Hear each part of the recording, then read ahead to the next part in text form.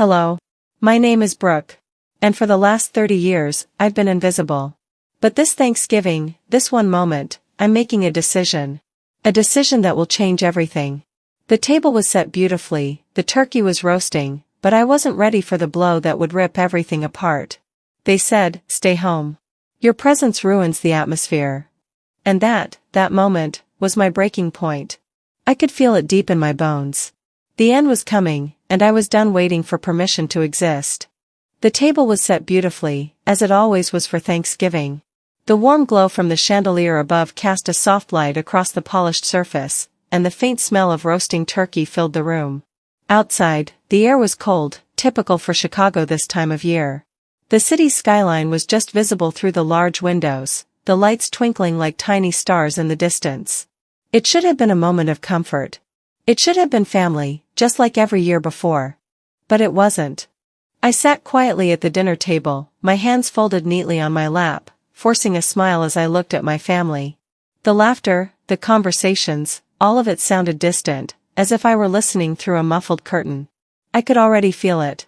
The tension that always lingered, even when the holiday was supposed to be about togetherness. My mother, Calliope, sat at the head of the table, her face radiant, like always. She had a way of looking perfectly put together, every strand of her blonde hair in place. Even her voice carried an air of perfection. But behind that smile, behind everything she said, I could hear the subtle disregard. It was there, always in the little things. The way she made decisions for the family, the way she handed out praise. And then, my father. His eyes were always cold, distant, even when he was present. He said little, but when he spoke, it carried weight. Today he spoke words that would change everything. "This Thanksgiving," my mother said with a soft smile, turning toward my brother, "we will go to my son's house. You stay home." I froze. The words hung in the air like a bad joke. It couldn't have been real. I looked at my father, hoping for something, anything. A sign that he, at least, would say something to undo the hurt. Instead, he looked at me with a glance I'd become all too familiar with, one of cold indifference. "Your presence only ruins the atmosphere," he added, his voice steady and emotionless, as if he were reading a script. I could feel my pulse quicken, the heat in my chest rising. Ruins the atmosphere. His words stung more than any insult I had ever received from them. This wasn't just being left out of a holiday. This was being erased. I wasn't just not invited. I was dismissed, as if my presence was a nuisance, something they could easily cast aside. The room, the laughter, the clinking of glasses, all faded. I could barely hear the conversations around me anymore. It felt as though I were fading out, becoming a ghost in a room that used to be mine. My mother's gaze shifted between my brother and me, as though her words hadn't just shattered something deep inside me. She didn't see it. Or maybe she didn't want to. My brother, on the other hand, looked uncomfortable, his eyes flicking back and forth between us, but he didn't say anything. He never did. I could already feel the flood of resentment building up, but I swallowed it down. I didn't want to make a scene. I was good at that, swallowing things. The hurt, the anger, the resentment. I buried it all and smiled, nodding, pretending like it didn't matter. Pretending that I wasn't deeply shaken by the rejection. My brother, Mark, cleared his throat, glancing at me awkwardly. I could feel his discomfort, but I didn't want to draw attention to it. I wanted this night to end. The conversation picked up again, the table buzzing with the usual chatter about holiday plans, new recipes, the kids' school grades. The familiar faces around the table seemed to blur. I felt like an outsider in my own family. The laughter sounded forced. I looked around at my family, at my mother, who continued to smile as if nothing had happened.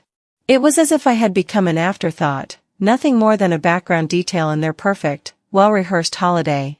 And yet, I had sacrificed so much for this family.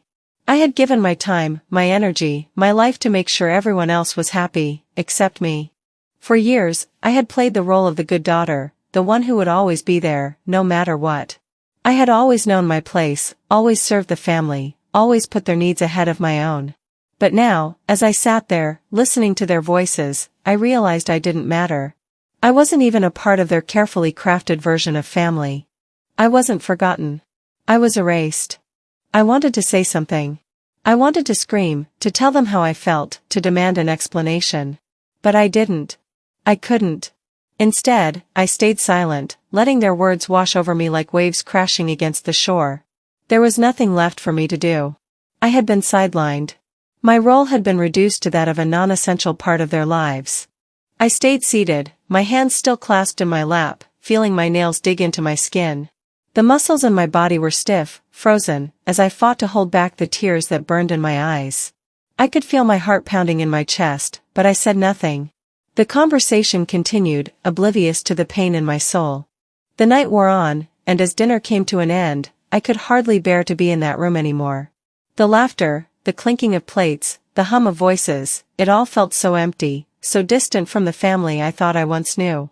When the evening finally came to a close, I stood up quietly, excused myself, and went upstairs to my childhood bedroom. It felt surreal, like I was living someone else's life. How had I become this person? The one left behind, the one forgotten? It didn't feel like my home anymore. I stood by the window, looking out at the city, feeling the weight of my own decision looming over me. This was it. This was the moment I couldn't ignore anymore.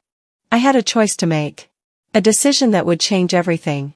But, for now, I just stood there in silence. I could hear the laughter from downstairs, but it didn't touch me anymore. I wasn't part of their world anymore. The world that they had so easily cast me out of. Tomorrow, I would make a choice. For the first time, I wasn't waiting for their approval. The weight of what had just happened sank deeper into me as I climbed the stairs to my childhood bedroom. The laughter, the clinking of silverware, the normal family chatter, it all faded behind me, as if it belonged to someone else's life. Not mine. The further I walked away from that dinner table, the more I felt like an outsider. A stranger in my own home. I closed the door behind me gently and let out a breath I didn't even know I'd been holding. For a moment, I let myself feel the full extent of what my parents had just done, what they had said. You stay home. Your presence only ruins the atmosphere. I felt a chill run through my body. I hadn't just been excluded from Thanksgiving. I had been erased. Lying down on the bed, I stared at the ceiling, trying to understand why. Why did it always come to this? Why had I become so invisible in my own family?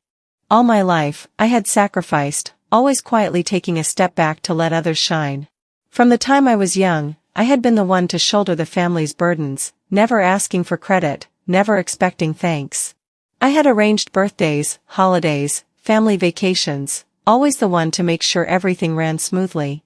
But now, it felt like all of it had been for nothing. My sacrifices had gone unnoticed. My love, my care, my effort, none of it had mattered. I turned over onto my side and hugged my knees to my chest. My mind replayed my father's words over and over, your presence only ruins the atmosphere. His voice was flat, as though he truly believed it. There was no emotion, no remorse, just a casual dismissal that tore through me like a cold wind. The memories started flooding back. I remembered being the one to stay up late every year, wrapping presents, decorating the house, setting the table for the holiday dinners. I had always been the responsible one, the one to do it all. But in the end, I was nothing more than a footnote in my family's story. Why am I always the one left behind? I asked myself. The anger began to bubble up, but it was a quiet anger. The kind that built up over the years, only to erupt in small moments like this one. I had spent so much time trying to be everything they needed, everything they wanted. But I had never been enough. I was never seen. And now, with my mother's words, cold, dismissive, I finally understood. I wasn't just left behind. I was deliberately erased. I sat up slowly, the ache in my chest growing stronger. I looked around the room that had once been my sanctuary. It felt so familiar, yet so foreign now. The faded wallpaper, the photos of my younger self, the books I had read over and over again, all of it felt like it belonged to someone else. A version of me I had left behind a long time ago. It was then that I made the decision. I wasn't going to be their afterthought anymore. I wasn't going to play the role they had assigned to me, the silent one, the one who endured, the one who was invisible. I grabbed my phone from the nightstand and unlocked it, my fingers shaking slightly as I navigated to the airline app. My heart was pounding in my chest as I typed in the details, Chicago to Paris. One way. No return ticket. No plans to go back. I hesitated for a moment, the weight of the decision pressing down on me. This wasn't just a flight, this was my escape. It was my chance to start over. To finally live for myself. I clicked the button to confirm the booking. For the first time, I wasn't waiting for anyone's approval. I wasn't going to be bound by their expectations anymore. The confirmation email pinged into my inbox. I read it once, then again. My heart was racing. I had done it. I had taken control of my life. But even as relief washed over me, I felt a deep, gnawing sadness. I wasn't just leaving my family behind, I was leaving behind everything I had ever known. The familiar routine, the comfort of being with my family, even if that comfort had been more of a prison than anything else. Tears welled up in my eyes, but I didn't let them fall. I couldn't afford to be weak. Not now. I had made my choice. And though my heart ached with the knowledge that I would never have the family I had hoped for, I also felt something else, a strange sense of peace. The phone buzzed on the bed beside me, pulling me out of my thoughts. It was a message from Mark, my brother. The one person in my family who had always seemed to care. Mom's really upset, you know. She's trying to understand why you didn't come downstairs after dinner. I stared at the message for a long time. He was probably just trying to help, to be the peacemaker, the one who bridged the gap. But it was too late for that. I had made my decision. I didn't respond. Instead, I turned off my phone and placed it face down on the bed. I needed space. I needed to be alone.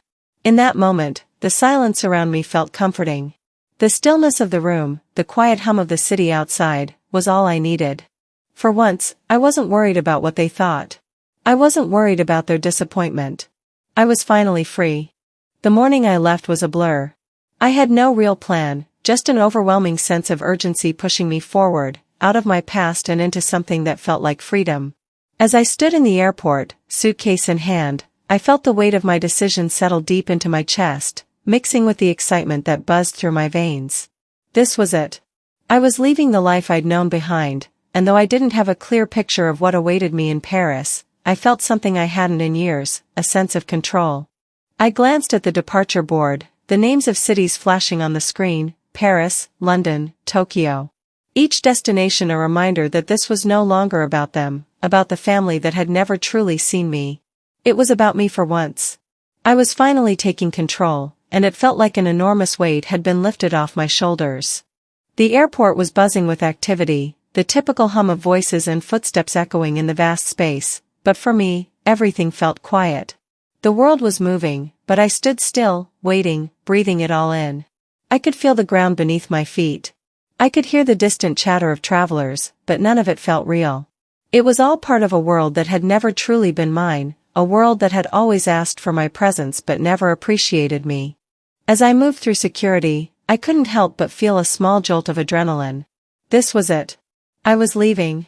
Walking away from the years of silence, of playing the role of the responsible one. My role was never questioned, never celebrated, it was just assumed. I was always the one who gave, but never the one who received. I had been the one to hold everything together, even when my family acted like I wasn't even there. I was the one who stayed when others left, the one who made sure the holidays happened, the one who kept quiet, swallowed my anger, and buried my hurt. My father's words echoed in my head, "Your presence only ruins the atmosphere." How could anyone speak to another person like that?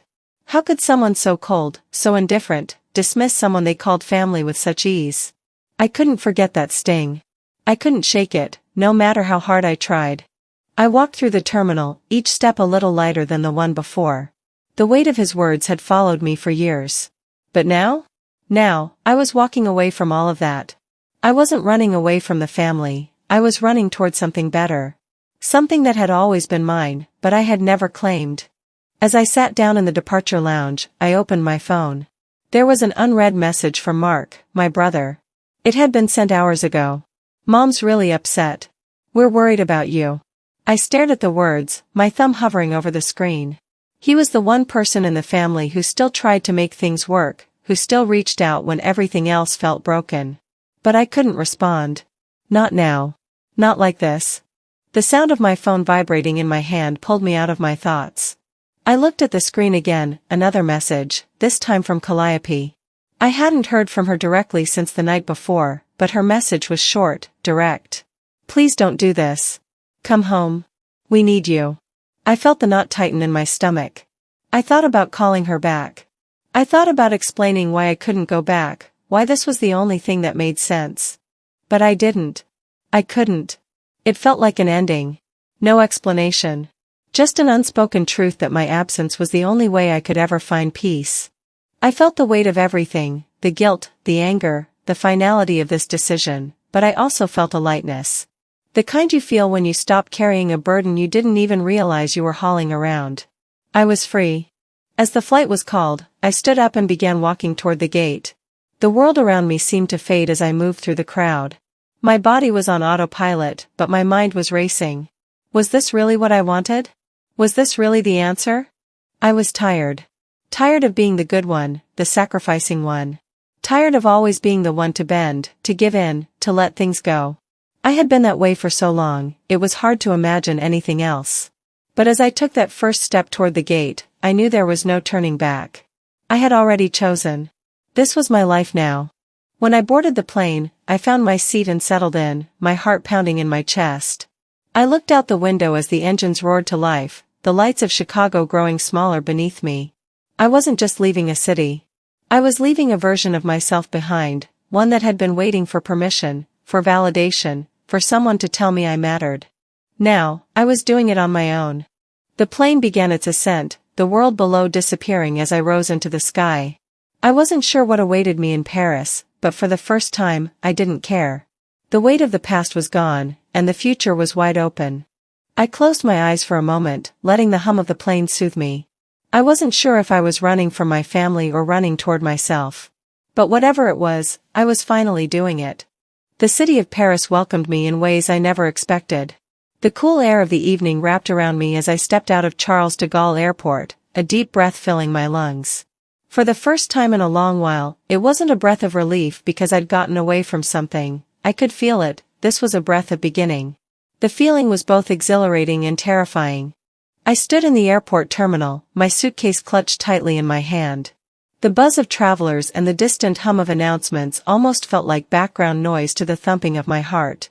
Each step I took felt like a giant leap, both toward something I didn't fully understand, but also away from a past I knew all too well.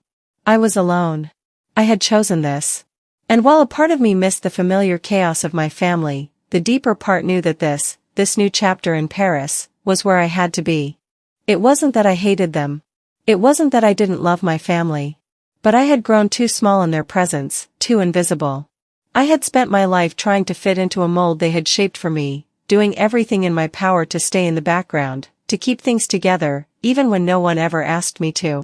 I had sacrificed, quietly and without question. I had done it all, hoping that one day, they would notice. Hoping that one day, they would finally see me for the person I was. But I knew, deep down, that day was never coming. And so, I had come here. To Paris. Not just to escape, but to find myself again. I was no longer the caregiver, no longer the one left behind. I was here to rebuild, to rediscover who I truly was when I wasn't hiding in the shadows of my family's expectations. I walked out of the airport, the cool wind brushing against my face, and made my way to the taxi stand. I could feel the excitement building as I climbed into the back seat. The drive to my apartment felt surreal. The streets of Paris were bustling with life, the buildings lit up like little diamonds against the night sky. The city was beautiful, alive, vibrant, just like the life I had always wanted to lead but never dared to. When I arrived at my apartment, I barely took the time to look around. I was too eager to get inside, to unpack, to make this place mine. The walls were bare, the furniture sparse, but it felt like a blank canvas waiting to be filled. It was mine, and that thought alone made me feel like I could breathe. As I unpacked my clothes and arranged them in the drawers, I realized just how much of myself I had left behind in Chicago. It wasn't just physical things I had left behind, but pieces of my identity, too. For so long, I had been defined by my family, by my role in their lives. But now, I was simply Brooke, just me, with no one else's expectations weighing me down. But as I finished unpacking and sank into the chair by the window, looking out at the twinkling lights of Paris, I couldn't help but feel a small pang of loneliness. I hadn't spoken to anyone in days, no family, no friends from back home. I had gone from being the one who kept everyone else's lives together to someone who was suddenly isolated, cut off from everything and everyone I had known. The city outside was beautiful, full of life, and yet I couldn't help but feel like I was a stranger here. It wasn't that I wasn't welcome, it was that I felt unmoored, floating in a place where no one knew my name. Where no one knew me, or expected me to be anything other than who I chose to be in that moment. I sighed, looking at the phone in my hand. The blinking notification light seemed to mock me. It was from Calliope, my mother. I had avoided her calls, her messages, for the past few days. I wasn't ready to face her yet. I wasn't sure if I ever would be. But part of me, just a small part, wanted to know what she had to say. I unlocked my phone and saw the message, simple and to the point, "We're worried about you. Please call us." I sat there, staring at the screen, feeling the weight of it settle in my chest. It was so typical of her, always making me feel responsible, even from miles away. And yet, I felt no anger. Just sadness. Regret. For all that we had been, for all that I had done, there was still this disconnect between us. The same emotional distance I had felt my whole life. I put the phone down, not responding. Not now. Maybe not ever. Not until I was ready. I didn't owe them an explanation. I didn't owe them anything. I walked over to the window, feeling the chill of the night air as I opened it just a crack. The sound of Paris outside was a symphony of voices, car engines, and distant chatter, but it was peaceful. The city felt alive and new, and for the first time in what felt like forever, I felt like I was exactly where I was meant to be. The lights of the city seemed to blur into the horizon, and I took a deep breath. There was so much to look forward to, so much to explore. I didn't need to look back anymore. This was it, the beginning of my new life. The morning light filtered through the thin curtains, soft and hesitant, casting a golden glow on the walls of my small Parisian apartment. I had been here for a week now, and yet it still didn't feel real. Every time I opened my eyes in the morning, I felt like I was waking up to a new world. A world where I wasn't required to make everyone else happy first. A world where I could be just me. But as I lay there, staring at the ceiling, I could still feel the weight of everything I had left behind. The city outside was bustling with life, a stark contrast to the stillness inside. The hum of a car passing by, the soft murmur of conversations in French, it was all so new, so different, and yet, in some ways, it was hard to shake off the feeling that I was still running from something. From them. I had done it. I had left. But I was still tethered to the memories of my family, to the countless sacrifices I had made for them, to the years I had spent waiting for someone to finally see me. And yet, here I was, alone in a foreign city, trying to piece together a life I wasn't even sure I deserved. I slid out of bed and walked to the window, the cool Parisian air brushing against my face as I opened it, taking in the quiet street below. The city had a life of its own, and for the first time in a long time, I felt like I could be a part of it. The air smelled like fresh bread from the bakery down the street, and I could hear the clink of dishes as the cafe owners began setting up for the day. For a brief moment, I could almost imagine myself here forever. But then, like always, my thoughts drifted back to the past, the family dinners where I had always been the one to keep it all together, to do all the work without ever being thanked. The countless holidays, birthdays, and special occasions where I had been the invisible one. I had done everything they asked, but I had never once been the one they turned to when they needed someone to really see them. I had been the one to organize everything, to wrap the gifts, decorate the house, make sure the meals were perfect. But none of it mattered. No one ever acknowledged me. I was just the one who quietly made sure things went smoothly, the one who took care of the details no one else wanted to deal with. My father had always called me the responsible one, but that responsibility had only served to keep me in a role I never asked for. I had done it because it was expected of me, because no one ever asked if I needed help, or if I wanted to contribute my own dreams, my own hopes. I poured myself a cup of coffee from the pot I had made earlier that morning, sitting at the small table by the window. The apartment was quiet, and for the first time in a long time, I could feel the weight of the silence.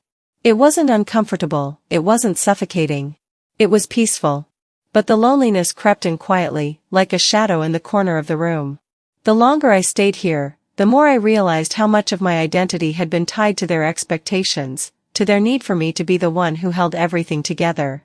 The phone vibrated on the table, breaking the silence. I didn't even have to look at the screen to know who it was. It was from Calliope. I hadn't answered her messages since I arrived in Paris. I wasn't ready. I wasn't ready to confront the reality of them, of what I had left behind. But the truth was, I was also scared. Scared that maybe, just maybe, I had made a mistake. What if they were right? What if I was making the wrong decision by cutting them off? But then I remembered why I was here. I remembered that I was not just running away from them, from that suffocating life I had lived for years. I was running toward something better. Something I had always deserved. I didn't want their validation anymore. I didn't need their approval. I needed to finally live for myself. I picked up the phone and stared at the message. "Brooke, we're worried about you. Please let us know you're okay. We need to talk." I swallowed, my heart aching. I wanted to respond, to tell her everything, to explain why I couldn't go back, but instead, I just stared at the words, feeling them weigh me down. I had nothing left to prove to them anymore. I set the phone down without replying. The silence in the room felt deafening, but somehow, it was exactly what I needed. I didn't need them to tell me that I was right in leaving. I didn't need them to give me permission to choose my own life. I had already made the decision, and I wasn't going to turn back now.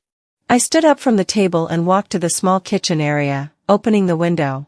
The fresh air filled the space, and for the first time in a long time, I could breathe.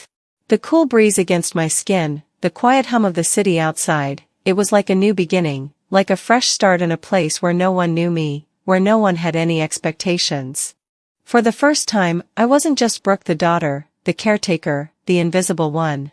I was just Brooke, a woman with a future that was hers to create. As the days passed, I began to find a rhythm in Paris. I explored the streets, visited the local shops, found my favorite cafe. It was small steps, but each one made me feel like I was rebuilding my life. One morning, I woke up early, the sun streaming in through the window, filling the room with a warm glow. The city outside was already awake, the streets bustling with life. I stood up, stretching, and went to the kitchen to make my morning coffee. It was a routine, but one that felt comforting. For the first time, I didn't feel like I was just going through the motions. I was actually living, breathing in the world around me. I walked over to the window, gazing out at the river. The Seine stretched before me, calm and flowing, a mirror of the quiet change within me. I had come so far in such a short time. I had left the family that had never truly seen me, and I had found something better in return, a place where I could be myself, without anyone else's expectations weighing me down. And yet, despite everything, there was still this niggling feeling, like a tiny knot deep inside me. Was I making the right choice? Was I really doing the right thing by cutting them out of my life? I shook my head and smiled. I didn't need to answer those questions yet. I didn't need to answer to anyone anymore. I had chosen to live for myself. I was no longer the invisible one. I was Brooke, and the world was mine to explore. I sat at the small cafe near the Seine, the scent of fresh croissants filling the air. The cafe was quaint, tucked into a quiet corner of Paris, a place that felt more like a refuge than a destination. The little tables, all with mismatched chairs, sat under the golden light of the afternoon sun. People around me laughed and chatted in French, but for me, it all felt like a distant hum. I was still settling in, still adjusting to this new life that felt both liberating and lonely. It was hard to explain, but a small part of me still clung to the past. Despite the freedom I had fought for, the weight of family still lingered like an old, unwanted coat that I hadn't quite shaken off. I knew I wasn't supposed to feel guilty. I had made my decision. But the ache from my family's rejection still sat in my chest, tight and unwelcome. The phone in my bag buzzed, pulling me out of my thoughts. It was a message from Calliope again. I had blocked her calls for days, unable to bring myself to answer, to hear the words she would say to guilt me back into their world. But I had made this decision for myself, hadn't I? So why was I still thinking about it? I stared at the screen, my fingers trembling as I hesitated. The message was simple, direct. "Brooke, please let us know you're okay. We can't just pretend everything is fine." There it was again, her attempt to draw me back into the fold with words of concern and manipulation. It was always the same. They needed me to feel like the family would fall apart without me, that somehow my absence was the cause of their dysfunction. But I knew better now. I had lived that role long enough. I took a deep breath and set the phone down on the table. I wasn't ready to talk to her. I wasn't ready to give in to the guilt that clung to me every time they tried to make me feel like I was the one in the wrong. As I sat there, the sound of the city swirling around me, I felt the weight of the past press on my shoulders. It was strange. I had come here, to Paris, to find myself again, to leave behind the expectations and manipulation of my family. But there was always that pull, that feeling that I wasn't allowed to walk away from them, to walk away from their expectations of who I was supposed to be. I closed my eyes for a moment and thought back to the holidays I had spent at home, where I always took on the role of the one who held everything together, the one who kept the peace. I remembered how my mother would overlook me while she doted on my brother, how my father would make cutting remarks about how I was the responsible one, the one who was always there but never seen. I never expected to be treated like a queen or even to be the center of attention. I simply wanted recognition for the things I had done, for the times I had put others before myself.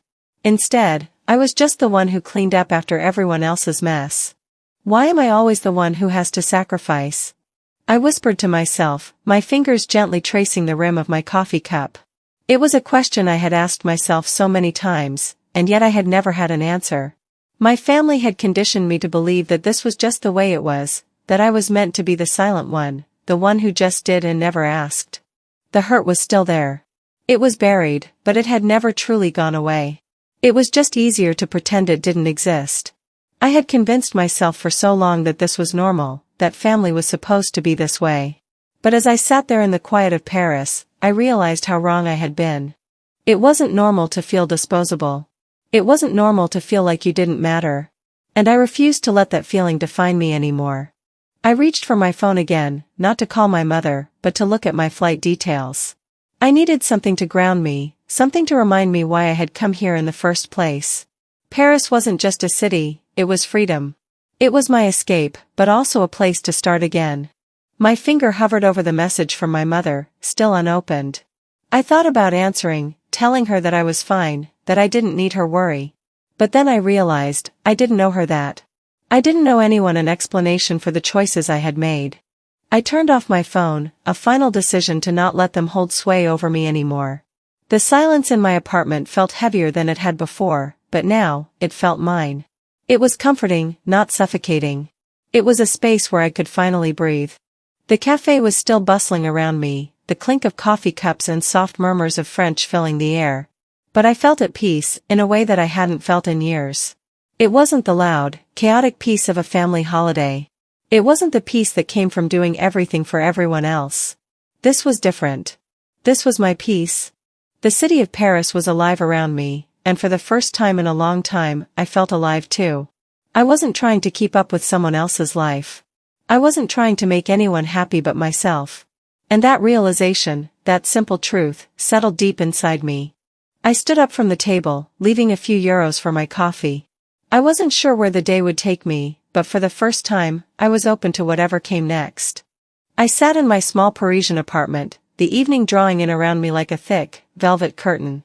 The streets outside were just beginning to light up, the glow of the lamps flickering on the Seine as the dark sky swallowed the last bits of daylight.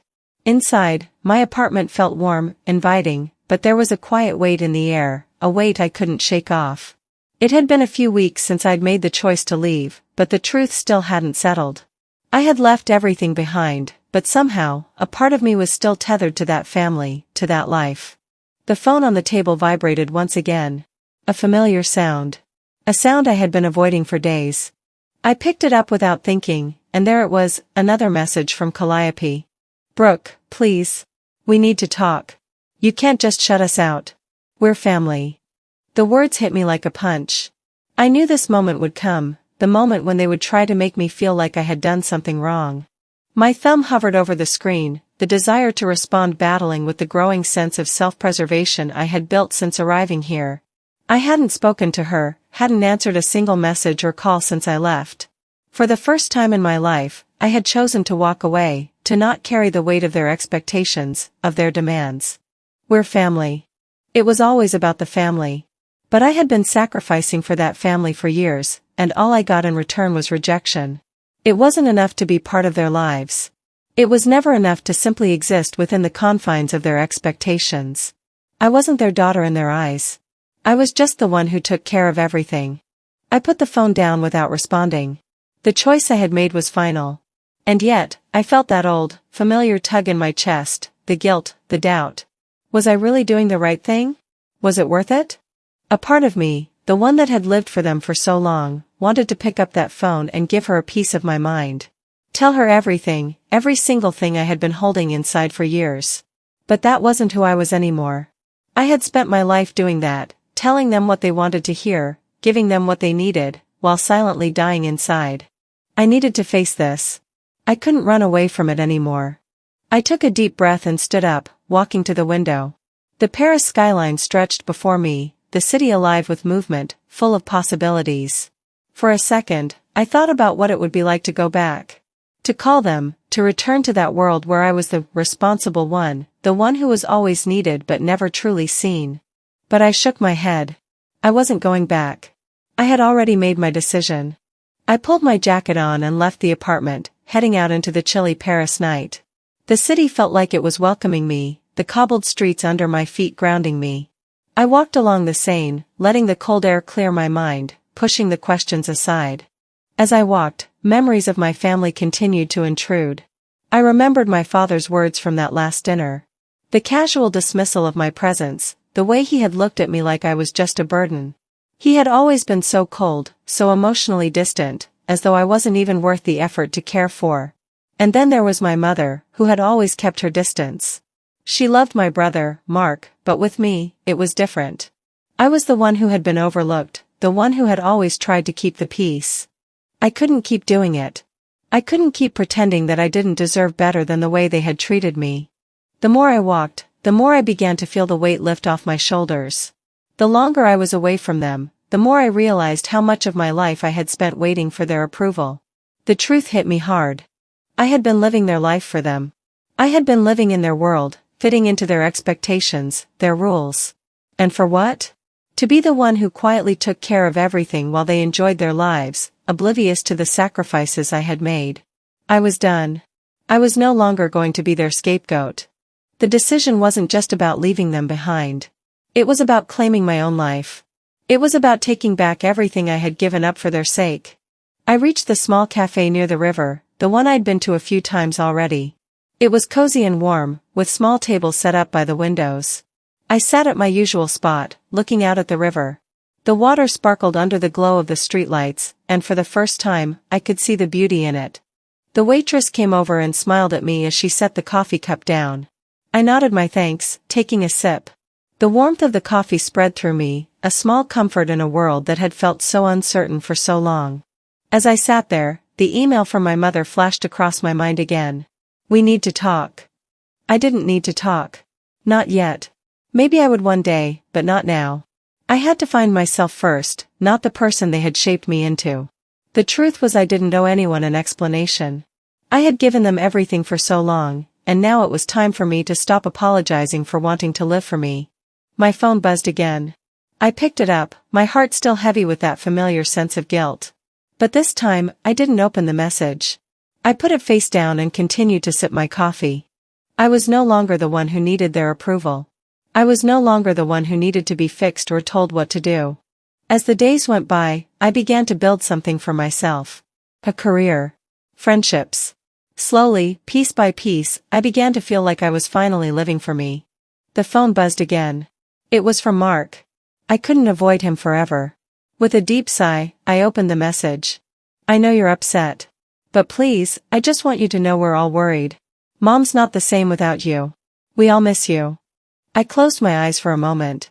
The knot inside me tightened.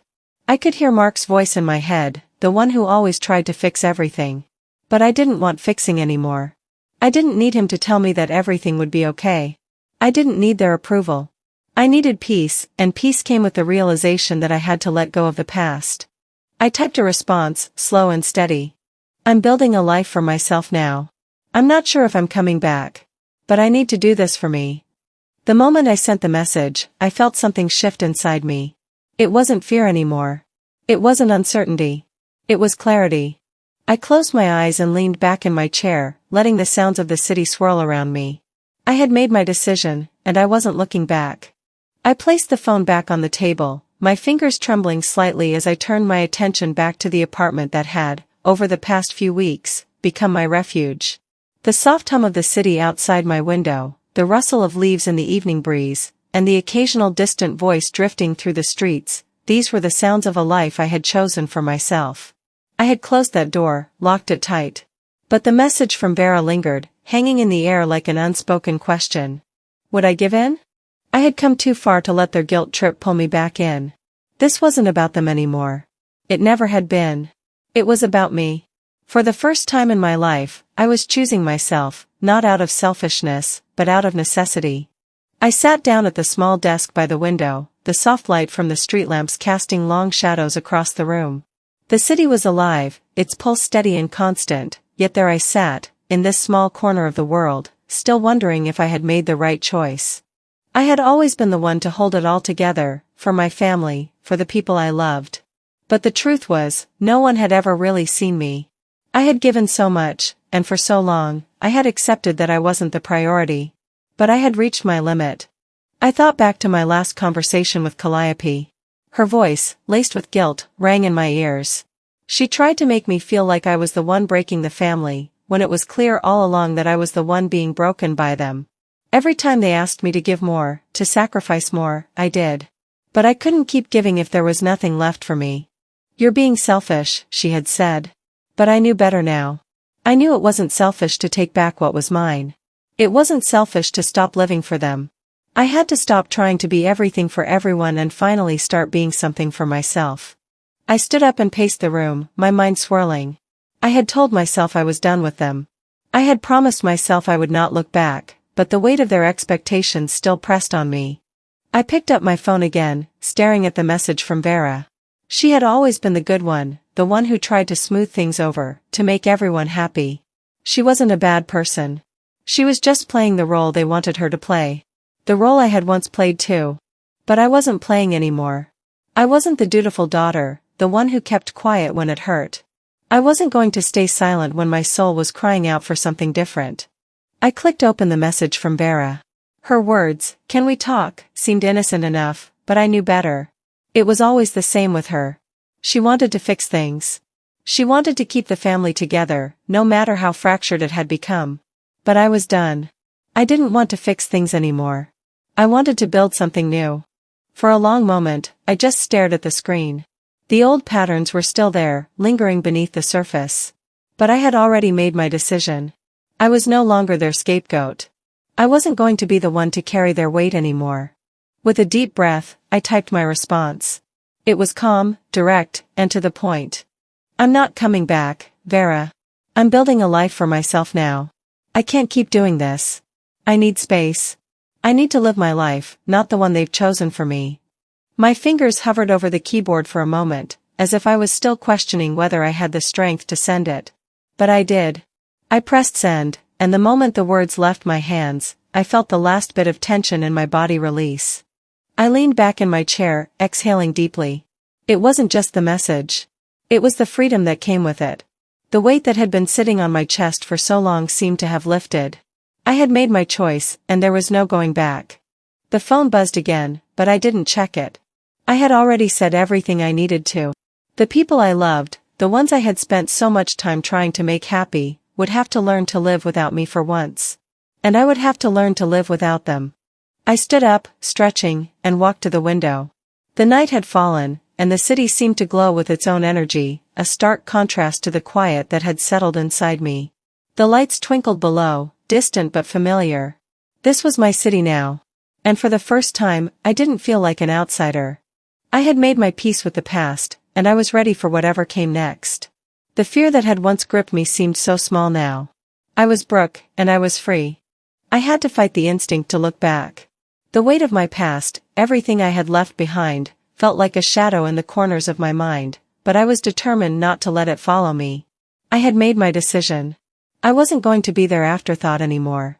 I wasn't going to be the one they leaned on, the one who quietly took up space, doing everything that needed doing while never receiving the love, the respect, the acknowledgement that I deserved.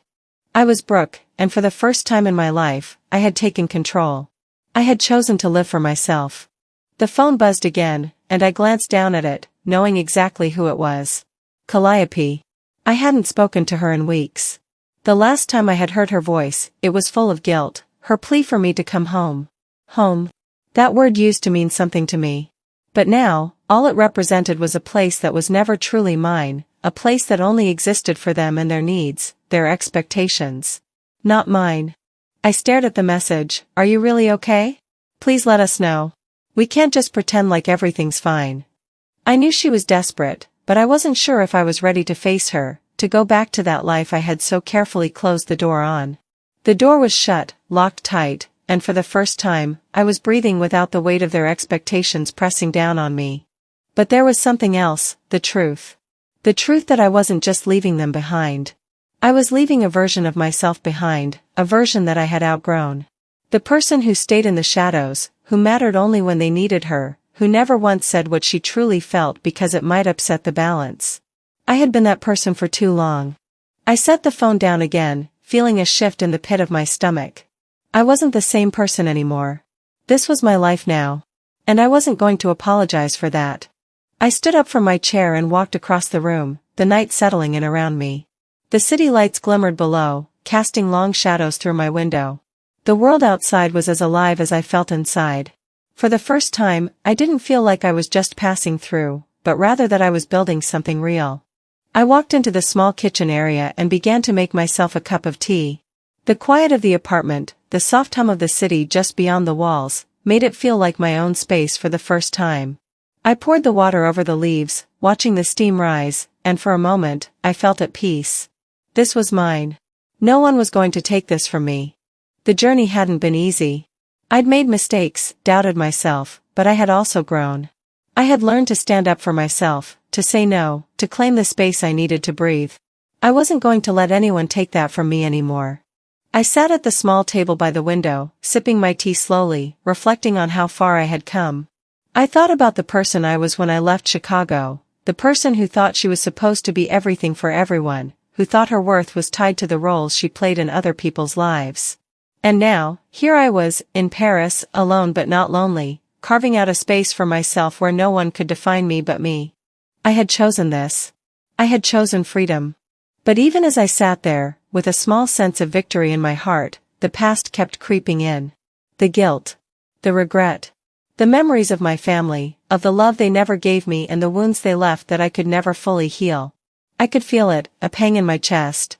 I closed my eyes for a moment, letting the stillness of the apartment wash over me. I could still hear the echoes of Calliope's voice, the way she had tried to make me feel like I was the bad one for leaving.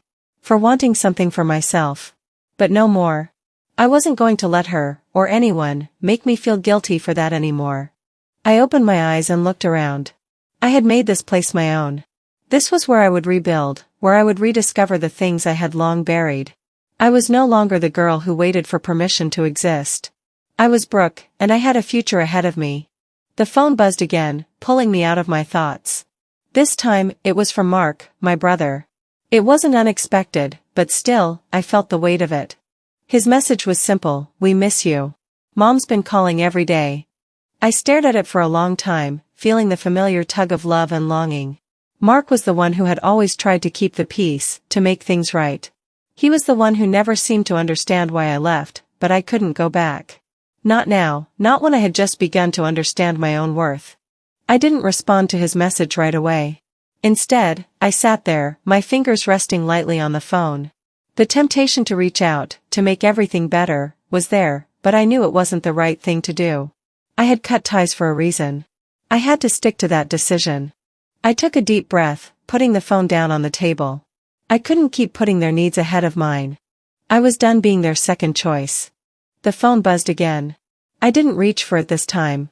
I stood up, walked to the window, and looked out at the Paris skyline.